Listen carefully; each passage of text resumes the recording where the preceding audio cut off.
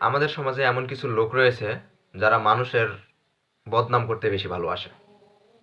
আসলে সবার জীবনে একটা নির্দিষ্ট প্ল্যানিং থাকে। আমরা যারা যুব সমাজ রয়েছি তারা সবাই একটা নির্দিষ্ট প্ল্যানিং আগাই যে আমরা বড় হয়ে বা পরবর্তী জীবনে আমরা এই কাজটা করব।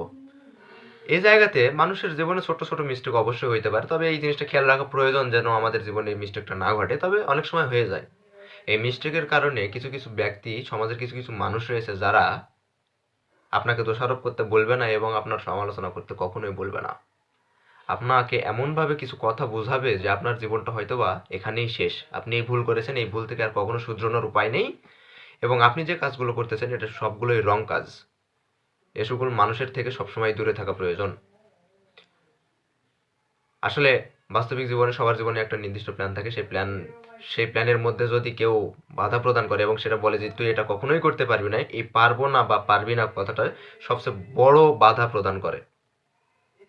আমি কারো জন্য আমি আমার নিজস্ব প্ল্যান কেন চেঞ্জ করব?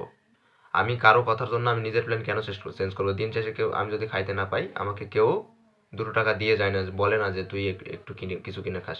তাই আমি কারো কথায় দাঁড় দাঁড়ি না। আপনাদের এসব কথা বলে লাভও হবে বলে আমি মনে করি না। তাই নিজের সমালোচনা করুন, নিজের বিষয়গুলো ভাবুন। আসলে আমার বিষয়গুলো ভাবার জন্য আমি নিজেই যথেষ্ট। আসলে আমার ফ্যামিলি রয়েছে, আমার আশেপাশের ভালো মানুষজন রয়েছে, তাদেরকে আমি আমার ভাবার দায়িত্ব দিয়েছি। আপনি আপনার নিজের জীবনটা নিয়ে ভাবুন। আপনার নিজের জীবনটায় আপনি ছারখার করে দিয়েছেন, তছনছ করে দিয়েছেন।